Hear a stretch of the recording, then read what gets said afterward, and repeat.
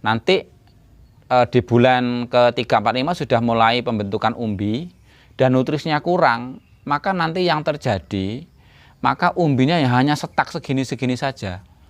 Bahkan akan terjadi umbinya malah mengecil, bukan malah membesar.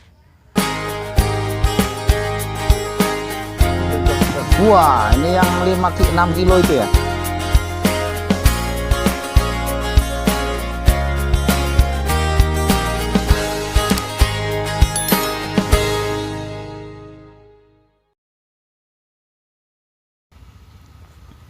Bismillahirrahmanirrahim. Assalamualaikum warahmatullahi wabarakatuh. Selamat sore, salam sehat, salam sejahtera untuk kita semua. Jumpa lagi di channel Sahabat Petani Porang Berkah. Mudah-mudahan pada kesempatan kali ini dan seterusnya saya doakan kepada petani-petani porang dimanapun Anda berada selalu mendapatkan nikmat sehat baik jasmani ataupun rohani, sehingganya pada kesempatan kali ini dan seterusnya dapat melakukan aktivitas seperti biasanya. Oke, pada kesempatan kali ini saya akan berbagi informasi, akan berbagi ilmu sedikit, yaitu mengenai siklus ya, mengenai siklus pertumbuhan tanaman porang, di mana bahwa siklus pertumbuhan tanaman porang ini itu sangat berbeda dengan pertumbuhan-pertumbuhan yang lainnya. Dimana ini ada teman dari petani porang yang kalau tidak salah itu dari Aceh ya, untuk meminta kami atau merekomendasikan kepada kami tolong berikan ilmu siklus-siklus pertumbuhan porang. Oke, di depan ada papan tulis ya. Saya akan menjelaskan dengan menggunakan gambar ya.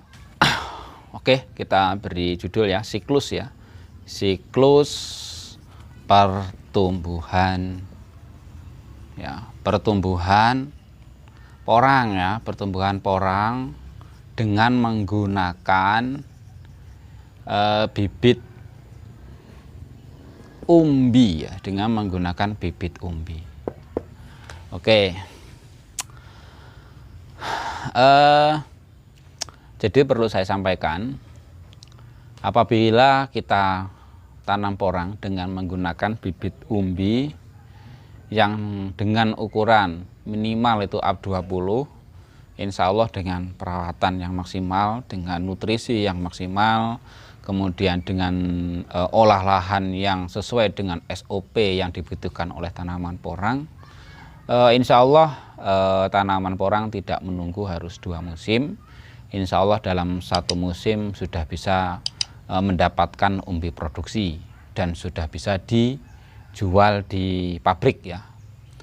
Dan itu sudah kami buktikan ya teman-teman sekalian, sudah kami buktikan bahwa kemarin rekan petani kita sudah membongkar, sudah memanen tanaman porang itu hanya 1 musim, bahkan bukan hanya dari bibit umbi tetapi juga dari bibit katak. Dan yang dari bibit umbi insya Allah rata-rata dengan berat 2 kilo, kemudian kalau dari bibit katak kita ambil rata-rata 1 kilo atau 8 on, artinya dua-duanya masuk di umbi produksi ya.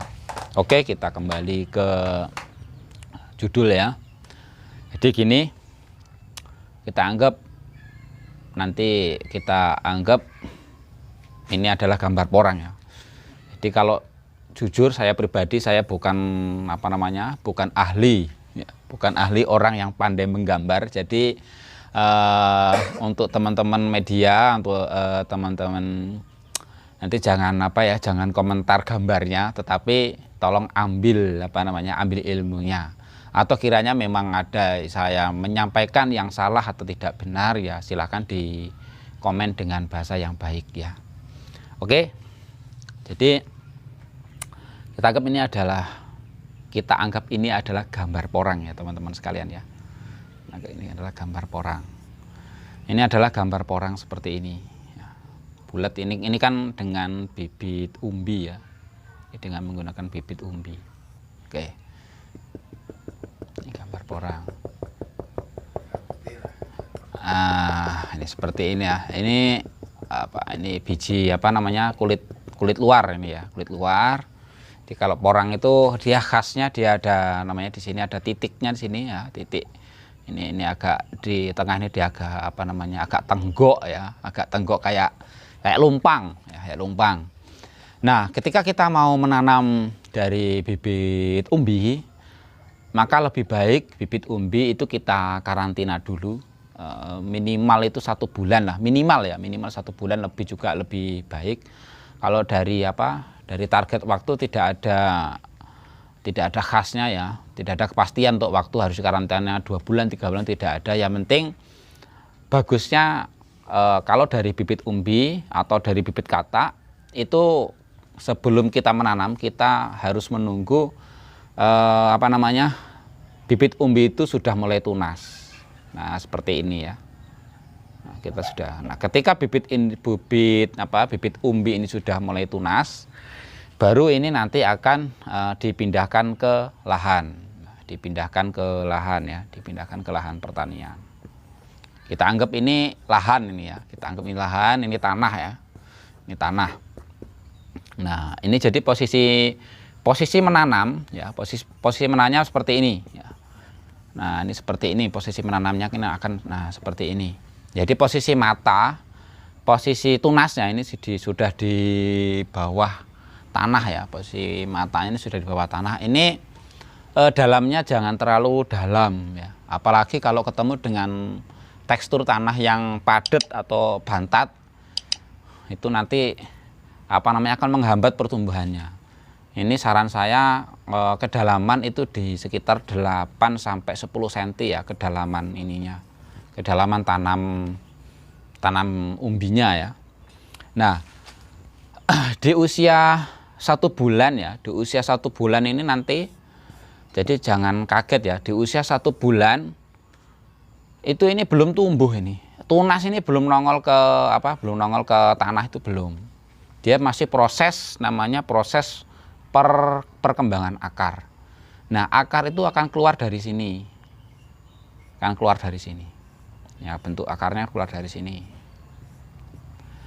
Nah kemudian sebulan setengah ya, 1 bulan setengah baru nanti ini tunas ini akan jedul ke atas ya, tunas akan akan jebol tanah, baru keluar ini tanahnya, ini sebulan setengah. Nah ya,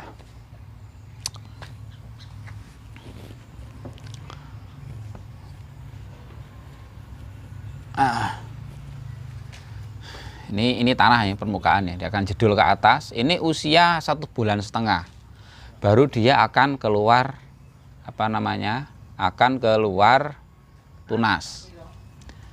Nah nanti setelah dia keluar tunas, ketika nanti teman-teman mencoba untuk membongkar membongkar umbinya atau tanahnya di usia 2 bulan sampai 2 bulan setengah, maka umbi ini akan hilang teman-teman sekalian. Ini akan hilang ini nanti, atau mengalami pembusukan. Ini umbi ini akan pembusukan dan tinggal akar ini ya, nih akan. Nah jadi umbinya ini akan dimakan oleh akar ini. Nah di sini untuk teman-teman pemula, ketika menanam bibit porang dengan menggunakan umbi yang besar, jangan tertipu ya di sini ya. Jangan tertipu dengan pertumbuhan porang ini. Karena kita kawan-kawan itu menanam porang dengan menggunakan bibit umbi yang ukuran setengah kilo ke atas, ini usia 2 bulan, nanti ini pertumbuhannya akan luar biasa. Ini langsung tinggi ya, tunasnya langsung tinggi kayak tombak itu nanti. Dan akan kelihatan subur daunnya itu. Daunnya akan sangat subur, akan sangat hijau dan sangat menarik perhatian. Kenapa demikian? Karena porang ini masih memakan nutrisi yang ada di bibit ini. Nah, ketika nutrisi yang ada di umbi bibit ini sudah habis, dan sama kawan-kawan, sama rekan-rekan petani porang ini tidak diberikan nutrisi, ya, tidak jadikan nutrisi, maka porang ini akan memakan nutrisi seadanya. Nah, jika nutrisi ini tercukupi, di sini ada kompos ya, ada kompos, kemudian ada sekam bakar, kemudian ada abu, kemudian juga perlu adanya unsur dari NPK, itu juga dibutuhkan. Insya Allah ketika semua unsur-unsur itu terpenuhi, maka di bulan ketiga, keempat, kelima ini sudah mulai pembentukan umbi. Nah, ketika memang ini nutrisinya tercukupi, yang darinya bibitnya 5 on atau setengah kilo, insya Allah dia akan menjadi 1 kilo lebih, akan membesar.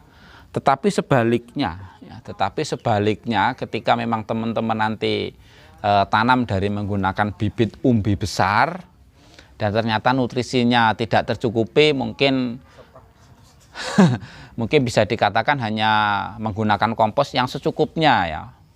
Yang secukupnya ya nanti di bulan ke-3, 4, 5 sudah mulai pembentukan umbi dan nutrisinya kurang, maka nanti yang terjadi, maka umbinya ya hanya setak segini-segini saja. Bahkan akan terjadi umbinya malah mengecil, bukan malah membesar. Jadi untuk saya tegaskan ke teman-teman sekalian, jangan tertipu dengan pertumbuhan bibit umbi besar ya, jangan tertipu dengan pertumbuhan bibit umbi besar. Jangan lupa nutrisinya. Tapi kalau emang nutrisinya tercukupi, insya Allah dia akan membesar yang sangat luar biasa di sini ya teman-teman sekalian ya. Terus kemudian ketika umbi ini sudah di usia 4 bulan ya, 4 bulan, kita anggap ini nutrisi tercukupi ya teman-teman sekalian. Kalau memang ini nutrisi tercukupi dalam usia 6 bulan, di usia 4 bulan, usia 4 bulan ini nanti katak sudah mulai tumbuh, ya, sudah mulai ada katak nanti di sini, sudah mulai ada katak. Biasanya kalau dari bibit umbi yang besar atau setengah kilo ke atas, biasanya tunasnya hanya 2 sampai dengan 3 kali. Nah, nanti ini di usia 3-4 bulan, maka ini akan mengalami dorman atau mengalami mati. Tapi nanti akan tumbuh lagi, tunas yang kedua, dan nanti akan ditumbuhi katak lagi. Dan biasanya kalau dari bibit umbi yang ukuran setengah kilo ke atas, biasanya akan lebih banyak, tapi tergantung dari nutrisi ya, syaratnya tergantung dari nutrisi yang dibutuhkan itu tercukupi, nanti kataknya itu akan lebih banyak dibanding dengan menggunakan bibit katak. Itu ya. Kemudian di usia 7 bulan, di usia 7 bulan itu nanti sudah mengalami tanda-tanda dorman. Nah, seperti apa tanda-tanda dorman? Tanda-tanda dorman satu itu tidak ditumbuhi jamur ya. Biasanya ada jamurnya di pangkalnya ini. Kemudian ini akan kelihatan batangnya itu nanti akan menguning, kemudian layu. Kemudian dia akan mengalami busuk batang atau mati nanti. Itu biasanya terjadi di bulan 7 itu, di akhir bulan 7 itu biasanya sudah mengalami dorman untuk di daerah kami ya. Daerah kami, karena daerah kami ini di Kecamatan Negarabatin ini iklimnya sangat panas ya. Itu. Nah, sebagai contoh ini ya. Ini sebagai contoh. Nih ya, ini contoh. Kalau ini kan tadi teorinya. Ini contoh realnya ya. Contoh real bagaimana proses awal atau pertumbuhan tanaman porang dengan menggunakan bibit umbi. Ini contoh realnya ya. Nah, ini ya, contoh realnya. Dia akarnya tumbuh dari sini nih, dari pas di tunasnya. Ketika dia sudah tumbuh, ini sudah mulai, ketika ini nanti sudah ditanam dan ini sudah mulai tunasnya sudah semakin tinggi, ini sudah mulai busuk ini ya, sudah mulai busuk. Ini nanti akan hilang, Nah, setelah hilang, maka akar ini akan membentuk umbi baru. Oke, itu yang bisa saya sampaikan. Mudah-mudahan ilmu ini bisa bermanfaat untuk teman-teman pertanian porang, khususnya pemula ya, mudah-mudahan sangat bermanfaat dan berguna dan bisa dipraktekkan, bisa dipahami. Lebih kurang saya mohon maaf, kepada Allah saya mohon ampun. Saya akhiri, wassalamualaikum warahmatullahi wabarakatuh.